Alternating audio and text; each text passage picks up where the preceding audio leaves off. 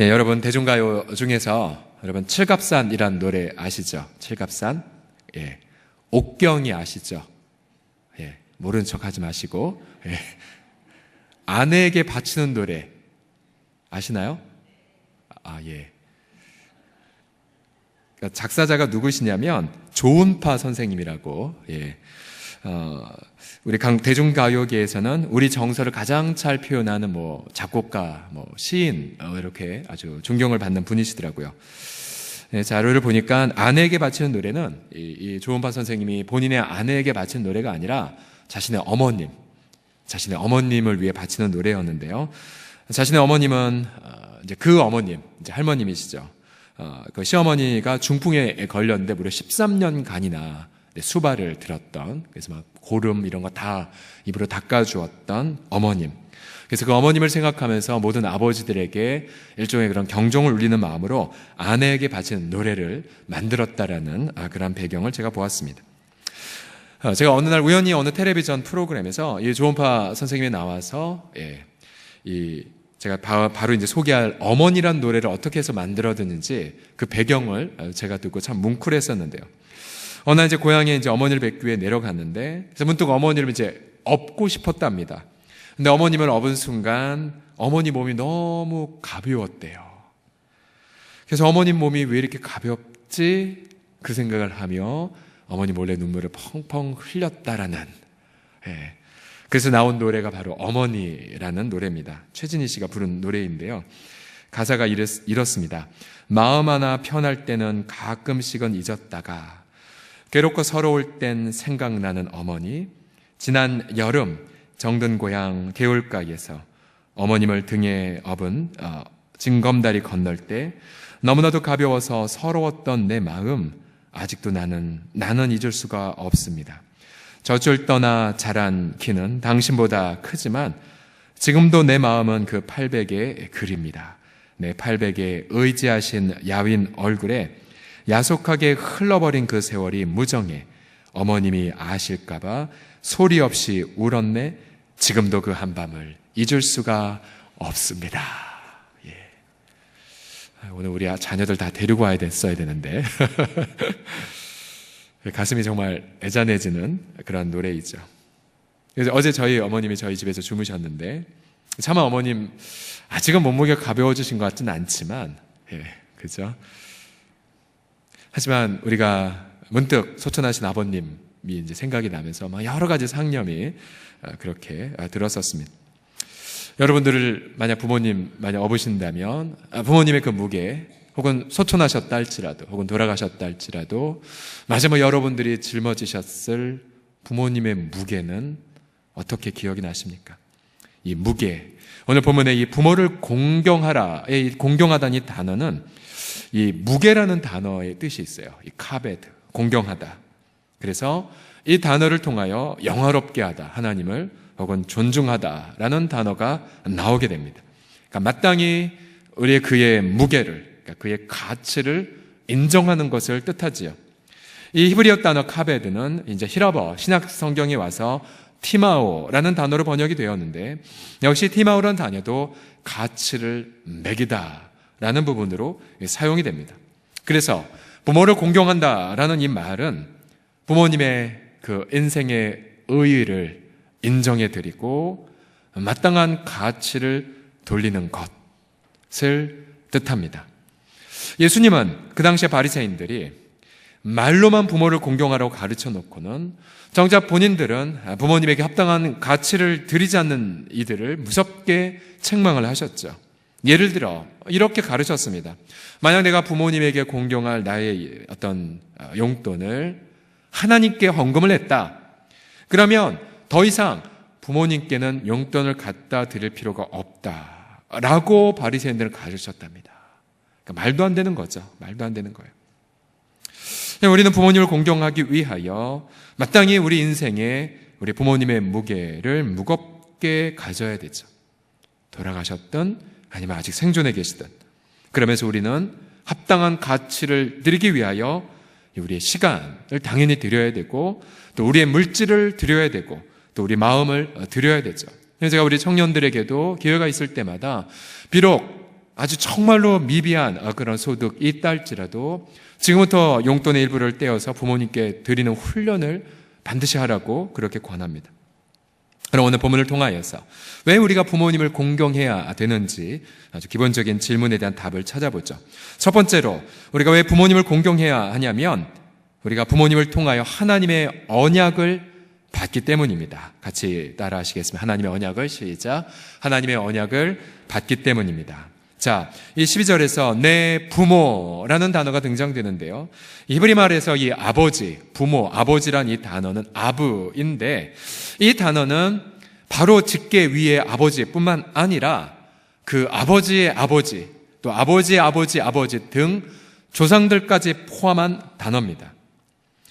출애굽기 3장에서 모세가 떨기나무 가운데에 만난 하나님, 그 하나님은 자신을 이렇게 소개하셨죠. 나는 내 아버지 하나님이니라. 우리 한글에는 내 조상의 하나님이라고 번역했죠. 그러면서 본인을 이렇게 소개하시죠. 나는 내 조상 아브라함의 하나님, 이삭의 하나님, 야곱의 하나님이니라. 모세는 자신의 아버지들이 만난 하나님을 떨기나무 가운데 만났죠. 그리고 하나님은 반복해서 바로 내 조상의 하나님, 바로 네 아버지의 하나님이 너를 이스라엘에 보냈다 하라. 혹은 네 아버지의 하나님이 너를 통하여 이스라엘을 노역, 고난에서 건지겠다라고 하라. 그래서 출애굽기 내내 반복해서 나오는 단어가 바로 내 아버지의 하나님입니다. 내 아버지 하나님. 그래서 이스라엘이 부모에게 합당한 가치를 올리는 이유가 무엇이냐면 바로 우리의 부모의 그 입술에 바로 하나님의 언약 그리고 그 언약을 통해 있는 축복을 전수했기 때문입니다. 만약 이스라엘이 부모를 공경하지 않는다면 그들은 하나님의 언약을 만날 도구를, 통로를 찾을 수가 없었던 거죠. 창세기로 돌아가게 되면 성경은 모든 부모들에게 자녀를 축복하는 하나님의 언약이 있음을 생생하게 말해주죠. 예를 들어 아브라함은 이삭에게 축복을 했고요. 이삭은 야곱에게 축복했죠. 또 야곱은 12 아들들에게 일일이 축복을 하였습니다. 아버지의 축복이 그 다음 때로 계승되었죠. 창세기 49장 28절을 다 같이 읽어보겠습니다. 시작. 이와 같이 그들의 아버지가 그들에게 말하고 그들에게 축복하였으니 곧 그들 각 사람의 분량대로 축복하였더라. 여기 본문을 보시게 되면 축복이란 단어가 히브리어 원문을 보면 3번이나 반복됩니다. 그들에게 축복하다.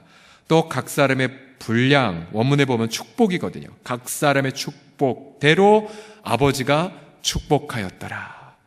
즉 아버지들은 모든 이 땅의 아버지들은 자녀들이 받을 축복이 무엇인지를 알아요. 그리고 그 축복대로 선언하면 그 선언한 축복 그대로 자녀들의 인생 속에 이루어지게 됩니다. 그래서 자녀들은 부모를 공경해야 되죠. 문제가 여기 있습니다. 그러면 믿지 않고 돌아가신 부모를 둔 자녀들은 어떻게 해야 될까요? 대표적으로 우리 안산동산교회 김인중 목사님 부흥회를 참석해 보면 반드시 이 설교하십니다. 본인이 이렇게 전도에 열심히 했던 이유는 자신의 아버지는 예수님 믿지 않고 지옥에 갔기 때문이라고 그 얘기하세요. 늘 하세요. 그러나 우리가 비록 부모님들이 예수를 믿지 못했다 하더라도 혹은 부모님들이 자신의 입술로 내가 너에게 축복할 축복이 이거다라고 하지 못했다 하더라도 여러분 그거 아십니까? 우리가 예수님을 만나고 나서 하나님은 우리 가운데 계속해서 이것을 가르쳐 주세요. 사랑하는 나의 아들아 딸아, 내가 너의 육신의 부모를 통하여 내게 너에게 준 축복은 이것이니라. 그걸 깨닫게 하세요. 비록 우리의 부모가 입술로 나를 축복하지 못했어도 우리는 예수님 안에서 우리 부모가 나에게 준 축복이 무엇인지를 정리하게 돼요. 그리고 부모 세대와 우리가 화해를 경험하게 되죠. 어떤 부모는 자녀를 버린 분들도 있겠죠. 또 어떤 부모는 차마 태중에서 자녀를 얼굴을 보지 못한 채 안타깝게 세상을 떠난 분들도 있습니다. 그러나 어떠한 상황에 있든지 간에 예수 안에 있는 우리들은 부모 세대를 통해서 물려받은 축복이 무엇인지를 시간이 갈수록 더 경험하게 돼요. 그래서 이 땅에 살아계시다면 당연히 우리가 부모에게 합당한 가치를 돌려야겠고, 만약 먼저 세상을 떠나셨다 할지라도 우리는 우리 마음속 한가운데에 우리에게 소중한 부모님을 선물로 주신 하나님 앞에 감사를 드리면서 마음의 공경의 태도를 결정할 수가 있습니다. 여러분들에게 정말로 자신의 부모, 어님에게를 통하여 여러분들이 주신 축복은 과연 무엇입니까? 헤아릴 수가 없으실 겁니다. 헤아릴 수 없으실 거예요.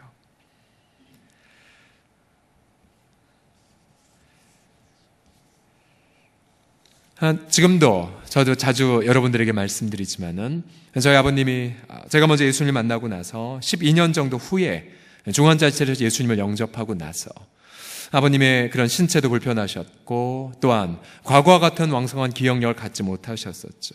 그런 한쪽 몸이 불편한 채 13년을 살아가셨지만, 그러나 아버님이 그리고 아버님을 간호하는 그 어머님을 통해서 제가 받은 그 축복들은 말로 다 형용할 수가 없었죠. 아버님 소천하실 때까지 아버님이 침대 앞에는 뭐가 붙여져 있었냐면 제가 위임식 했었을 때에 그 순서지가 그대로 붙여 있었죠. 주야로 그 불편한 몸과 또 떠듬거리는 그 입술로 저를 위해 축복했던 부분들을 지금도 너무나 감사하게 생각을 합니다. 그래서 우리가 인생을 살아가면서 우리 아버지 세대, 우리 어머님 세대, 그들의 무게가 더욱더 우리에게 소중한 자산으로 다가오기 마련이죠. 왜 우리가 부모님을 공경해야 되냐고요?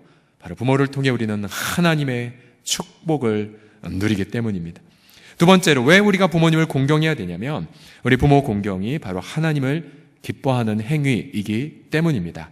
오늘 12절에서 주님은 이렇게 말씀하셨죠. 네 부모를 공경하라. 그리하면 명령이죠. 그 다음 내용은 축복입니다. 약속인데, 그리하면 내 하나님 여호와가 내게 준 땅에서 내 생명이 길리라고 약속하셨습니다. 내게 준 약속의 땅에서 너의 생명이 길어지리라. 이런 축복의 약속의 십계명 가운데 처음으로 등장을 하죠. 사도 바울은 그래서 에베소 6장에서 바로 이 부모를 공경해야 함은 바로 약속 있는 첫 계명, 즉 네가 이 땅에 사는 일이 잘 되고 장수할 것이라고 그렇게 말하고 있습니다. 그 이유가 여기 6장 1절에 에베소서에 보면 등장하죠. 에베소 6장 1절을 다 같이 읽겠습니다. 시작. 자녀들아 주 안에서 너희 부모에게 순종하라. 이것이 옳으니라. 옳다라고 하는 것은 하나님이 기뻐하신다는 것입니다. 기뻐하세요. 그래서 하나님이 기뻐하신다는 것은 우리가 하나님과 더 깊은 친밀한 교통 속에 들어가는 것이죠.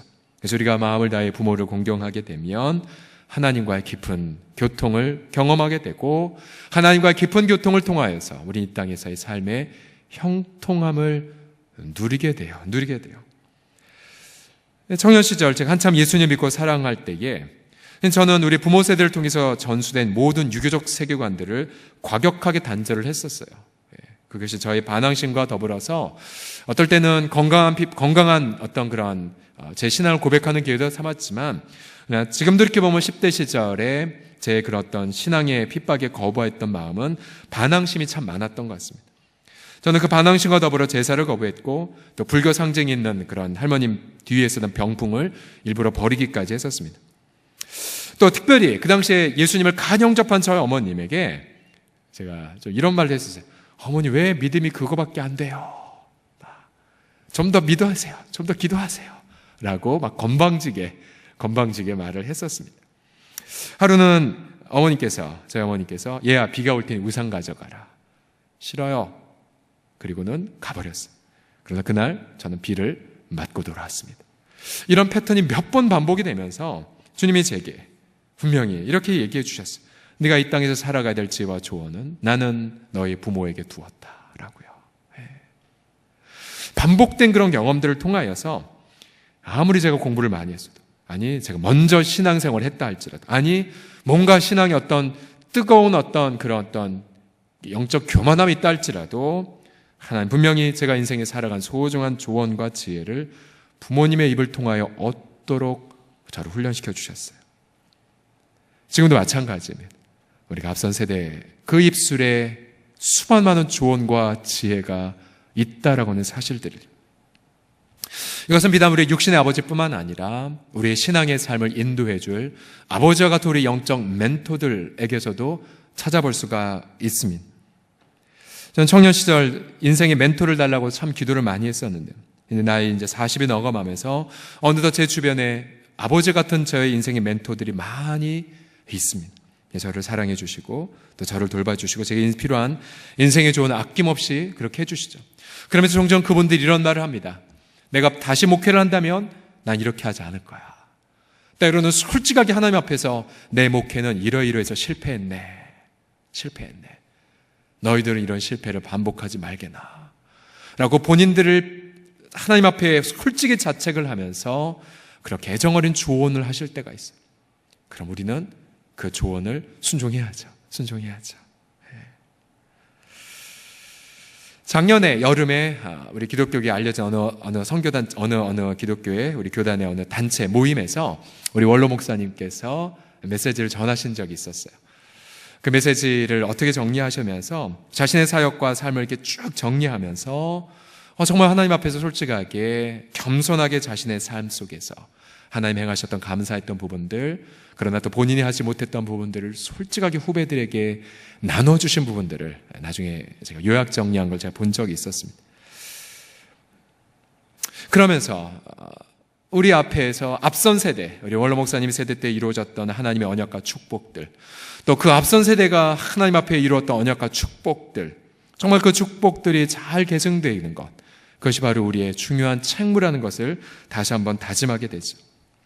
3주 전에 우리 고 정은숙 권사님께 소천하시고 나서 그 유족들이 무엇을 만들었냐면요, 우리 권사님의 그런 남겨두신 그런 삶을 인터넷 블로그에 그대로 올려놓았어요. 우리 인터넷에 정은숙 권사님 치면은 자 블로그로 연결이 될 것입니다. 그래서 권사님이 소천하셨을 때의 그 직후의 그런 모습들도 실제로 있고요, 또 각 예배 시간마다의 그런 어떤 예배 순서들이 있고, 마지막 부분의 방명록 부분에 보게 되면 권사님이 남기신 그런 유언, 또 권사님이 남기신 그런 노트에 적혀있는 글들이 올라가 있어요. 거의 뭐 만 5년 이상 모든 것들을 포기하고 유족들이 엄마를 그렇게 극진하게 효도하고 사랑했던 그런 삶들. 그래서 저는 저 블로그를 보면서 정말 하나님이 기뻐하시겠다는 생각을 하게 돼요. 이 유족들, 이 후손들을. 왜냐하면 부모의 남겨두신 그 아름다운 유산들, 언약들을 자기 상대에게 이루기를 원하는 그런 공경의 삶 때문입니다. 그러게 우리 사랑하는 우리 성도들이요, 이 말씀드린 것처럼 우리 부모님이 우리 모두 곁을 떠났다 할지라도 우리는 부모님 남기신 신앙의 유산을 되새겨 볼 수 있고요, 혹은 믿지 않고 떠나셨다 할지라도 주님 안에서 부모님 우리에게 남겨두신 하나님의 삶의 가치는 정리할 수가 있어요. 그때 하나님은 참으로 기뻐하십니다. 때로는 우리 아버지 세대의 허물과 수치를 우리가 직면할 때도 있죠. 그리고 허물과 수치 때문에 내 마음속에 상처가 됐거나 내 마음속에 여전히 정말 반항의 마음이 남아있을 때도 있습니다. 그러나 기억하십시오. 아버지의 노아의 허물을 보았던 셈과 함과 야벳은 자신의 아들과 더불어 그 수치를 만방에 알렸지만, 그러나 셈과 함은 자신의 그 아버지의 수치를 알렸지만, 그러나 셈과 야벳은 아버지의 허물을 보지 않았죠. 그리고 옷을 가져다가 뒤로 돌아서 아버지의 허물을 덮어주었습니다. 판단과 심판의 권한은 하나님에게만 있기에 우리는 앞선 세대의 실패와 허물을 덮어주는 것이죠. 그것이 바로 하나님이 기뻐하시는 삶의 태도입니다. 삶의 태도. 여러분, 얼마나 하나님의 은혜가 놀라운지요. 제가 실제로 들었던 많은, 특별히 입양가정의 아이들의 경우도 자신을 그렇게 길러준 부모님뿐만 아니라 건강하게 주님 안에서 자란 아이들 같은 사춘기가 되면은 한 번쯤은 자신을 낳아준 부모님을 이제 찾아가는 열풍이 분대요. 그러면 함께 동행을 해줘요. 함께 찾아서 이제 어떤 만남의 기회를 가지면은 그럼 그때 아이들의 입에서는 그런 부분이 든대요. 내가 궁금했는데 이제 됐어요. 그러면 이제 길러준 부모가 너 안 따라갈 거니? 아니, 필요 없어요. 그러면서 이제 돌아와서 이런 말을 반드시 한다고 합니다. 그래도 나를 낳아줘서 고맙네요 라고요. 낳아주어서 고맙네요. 그것이 사춘기를 지나고 있는 많은 입양 청소년들의 입에서 들은 고백들이에요. 제가 무엇을 말씀드립니까? 우리가 부모를 공경한다는 것은 부모 세대가 어떻게 잘 살았는지와 상관이 없어요. 우리가 부모를 공경한다는 것은 부모가 우리를 잘 대해주는 것과도 상관이 없어요. 부모를 공경한다는 건 하나님이 기뻐하는 일이기에 우리는 부모로 인하여 이 계명을 하나님의 은혜 속에서 지킬 수가 있습니다. 마지막, 왜 우리가 부모님을 공경해야 되냐면 바로 이것을 통하 예수님을 닮아가기 때문입니다. 다 같이 따라 하시겠습니다. 예수님을 닮기 때문입니다. 시작. 예수님 12살 때였죠. 그 당시 예수님의 가정은 해마다 예루살렘에 올라가 유월절 절기를 지켰습니다. 이제 부모님 모든 절기를 다 마치고 고향 땅에 내려가고자 할 때 아이 예수님이 보이지 않았지만 일행 중에 있겠거니 하고 하룻길을 갔지만 찾을 수가 없었습니다. 다시 하루를 찾았고 그 다음날 사흘째 되던 날이야 다시 예루살렘의 성전 가운데서 예루살렘의 그 성경 박사들 사이에서 예수님이 앉아서 묻기도 하고 질문도 하는, 대답도 하는 그 광경을 목도했습니다. 부모는 아이를 잃어버려 속이 다 타들어버렸죠. 가장 먼저 예수를 보자마자 아이야, 네가 왜 우리에게 이렇게 행했느냐. 그때 예수님은 누가복음 2장 49절에서 이러한 말씀을 하셨어요. 예수께서 이르시되 어찌하여 나를 찾으셨나이까? 내가 내 아버지 집에 있어야 될 줄을 알지 못하셨나이까 하시니. 예수님은 자신의 정체성을 자각을 하셨죠.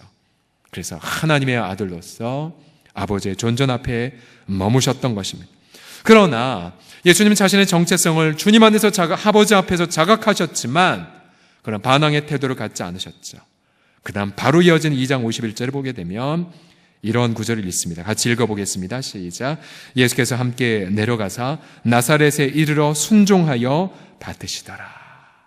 너무 놀라워요. 함께 부모들과 함께 내려가셔서 고향 땅에 가서 순종하여 받으셨습니다. 순종하여 받으시다. 순종하여 받으시다 이 단어는 부모의 말을 경청했고 또 부모의 말대로 복종했다라는 사실이에요. 여러분, 예수님은 전지하신 하나님이시죠. 그러나 전지하신 하나님이 자신을 비우시고 인간 부모에게 복종하셨어요. 예수님은 전능하신 하나님이셨지만 역시 자신을 비우고 부모의 말을 경청했습니다. 예수님이 그렇게 하셨을진데 하물며 우리는 부모님에게 혹은 부모님이 남기신 신앙의 유산 혹은 믿지 않았다 할지라도 부모님이 하나님의 은혜 속에서 일반 은총 속에서 남기신 삶의 가치에 얼마나 더 복종해야 할까요? 우리는 이 계명 앞에 그래서 솔직히 하나님 앞에 고백하지만 우리는 역시 계명 앞에 마음이 무너집니다. 왜냐하면 저를 비롯해서 우리 중에 또 단 한 사람도 아니 이 세상의 모든 인류도 이 계명을 지킨 사람은 단 한 명도 없기 때문이 그래요. 우리는 부모님을 공경하지 않았고 우리가 부모님의 마음을 더 많이 아프게 했죠. 또 우리는 부모님을 그 가치를 존중하기보다는 우리 마음속으로 많이 부모를 짐처럼 여긴 것이 얼마나 많습니다. 그래서 우리는 이 계명 앞에 부끄러움을 느끼고 죄책감을 갖습니다. 그때 우리 예수님은 우리에게 이렇게 말씀하십니다. 바로 내가 부모를 공경한 것처럼 너도 내 안에서 부모를 공경할 수 있으리라고요. 내가 부모를 존귀하게 여긴 것처럼 너도 내 안에서 부모를 존귀히 여길 수 있다고 말씀하십니다. 즉, 이 땅에 어떠한 인류도 5번째 계명을 이룬 자 없지만 그러나 유일한 우리 의인이신 예수 그리스도 그 예수님만이 유일하게 계명을 순종하셨고 이 계명을 이루어 주셨고 그래서 우리로 하여금 그리스도 안에서 이 계명을 이루는 자들로 오늘도 우리를 빚어가고 계심을 믿습니다. 앞서 어머니에게 바치는 노래를 만든 조은파 선생은 일찍이 세월이라는 노래를 만들었어요. 이 노래의 가사말이 이것입니다. 세월아 너만 가고 내 청춘은 쉬어가자. 네 갈 길 바쁘다고 서둘러 달리지 마라. 내 너를 따르자니 숨이 차구나. 세월의 허무함을 그는 노래했습니다. 80년대 초반 이분이 어떠한 어려운 형편 때문에 아내와 자녀들과 떨어져서 하숙생을 할 때였습니다. 마침 집주인 어르신이 장로님 부부였습니다. 자신을 친아들처럼 대해줬대요. 어느 날 이분이 온갖 염려와 생각 때문에 밤새 잠을 뒤척이다가 새벽녘 화장실을 가던 순간 충격적인 소리가 들렸습니다. 그것은 바로 자신의 집주인이, 장로님 네 분이 눈물을 흘리며 자신과 자신의 가족들을 위해 기도하는 소리를 들은 것입니다. 아무도 생판 아무런 관계가 없는 나를 위해 이렇게 기도하다니. 그 순간 그는 그때까지 고향에서 새벽을 깨우며 예배당 마루에서 무릎 꿇고 기도하시는 자신의 어머님이 생각이 났습니다.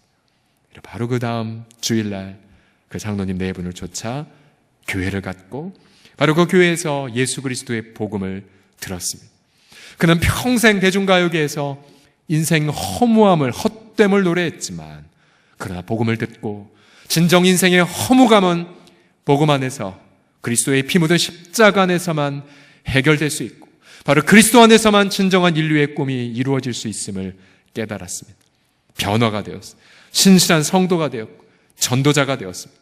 그래서 그분은 아주 유명한 많은 분들, 예를 들어 여러분 이름만 아는 용팔이라 불리는 정치깡패 김용남 씨를 비롯해 수많은 많은 유명인들과 사형수들 앞장서서 전도하는 분이 되셨습니다. 이분이 예수 그리스도를 만나고 나서 한동안 이제 가요 가사를 만들지 않다가 그러다 다시 가사를 쓰기 시작했습니다. 앞서 세월 1의 대꾸가 되는 세월 2라는 노래 가사를 이렇게 만드셨어요. 세월이 빠르다고 하지만 꽃 하나 피우기에 넉넉하고. 바뀌었죠. 뭔가 희망을 노래하죠. 인생이 짧다고 하지만 꿈 하나 이루기에 모자라지 않건만은. 본인이 주님을 만났기에 이제 이 세상을 아름답게 채색하고 열매를 맺는 것을 담은 거죠. 왜 사람들은 저마다 헛된 일을 분유하며 그림자같이 다니는가. 제 생각엔 아마 이분이 이 가사를 만들면서 회개하고 예수님께로 돌아오라 라고 아마 그렇게 기도했을 것 같습니다. 저는 이 노래말 가사를 보면서 저는 이렇게 여러분에게 마지막 마무리를 하고 싶습니다. 여러분의 인생 정말로 덧없이 흘러가는 것 같고 우리가 막상 부모에게 공경할 걸 깨달을 때에 이미 부모의 몸은 병약하고 또 이미 우리의 곁을 떠나셨죠. 그러나 여러분 하나님의 특별한 은혜 바로 예수 그리스도로 말미암아 우리는 오늘 이 시간 주님이 부모에게 받들어 순종하셨듯 우리도 예수 그리스도의 은혜로 말미암아 부모의 공경을 회복할 수가 있습니다. 기도하십시오. 주님께서 나로 하여금 내 마음을 감동하여 주셔서 정말로 나로 하여금 예수님을 닮아가는 이 가치들을 부모님과의 관계에서 누리게 하여 주시옵소서. 더 나아가 우리의 앞선 세대들의 우리에게 전수해준 언약과 비전들, 그 비전들을 마음껏 그리스도 안에서 물려받아 우리도 또 다른 다음 세대를 멋들어지게 축복하는 믿음의 아비, 믿음의 어미들이 다 되시기를 예수 그리스도의 귀하신 이름으로 축복합니다.